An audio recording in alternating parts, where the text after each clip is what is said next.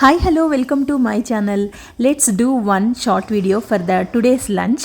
Okay, ఈరోజు lunch వచ్చేసి potato fry అనమాట. సో ఇలా స్లైడ్స్ లాగా కట్ చేసి సైడ్ డిష్ లాగా చిత్రాన్నంలోకి చేస్తున్నారు. చిత్రాన్నం అంటే నిమ్మకాయ పులిహోర, తర్వాత పెరగన్నం. ఈరోజు మా లంచ్. సో దాంట్లోకి ఇలా సైడ్ డిష్ లాగా పొటాటో ఫ్రై అయితే ట్రై చేస్తున్నాను. నేను కూడా ఈరోజు ఫస్ట్ టైం ట్రై చేశాను అనమాట. But outcome is very nice, actually very simple. ఇది ఫ్రై అయ్యే లోపల మనం మంచిగా చిత్రాన్నం తర్వాత వేసేసుకోవచ్చు. తర్వాత నెక్స్ట్ పెరగన్నం కూడా రెడీ చేసుకోవచ్చు. చిత్రాన్నం తర్వాత అయితే జస్ట్ ఇలాగా పచ్చిమిర్చి కట్ చేసి ఇంగువ వేసేసి తర్వాత వేసేసాను అనమాట. సో పక్కన ఇంకొక పక్కన ఆలు ఫ్రై అయితే ఫ్రై అవుతూ ఉంది మనకి.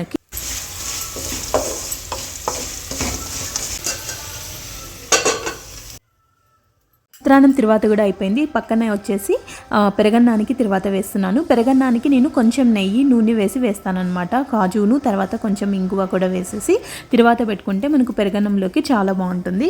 ఇంక ఇవన్నీ అయ్యే లోపల మనకు పొటాటో ఫ్రై కూడా మెత్తగా సాఫ్ట్గా అయిపోతుంది. దాంట్లోకి కొంచెం మనము పప్పుల పిండి అని అంటే మనము దోశ మీదకి కానీ అన్నంలోకి కానీ వేసుకుంటాం కదా. పప్పులు, కొబ్బరి, వట్టిమిరపకాయలు, ఉప్పు అవన్నీ మిక్సీ పట్టుకొని వేసుకునేదే కారం పప్పుల పిండి అనేసి అంటాం. ఇది పప్పులతో చేస్తామన్నమాట.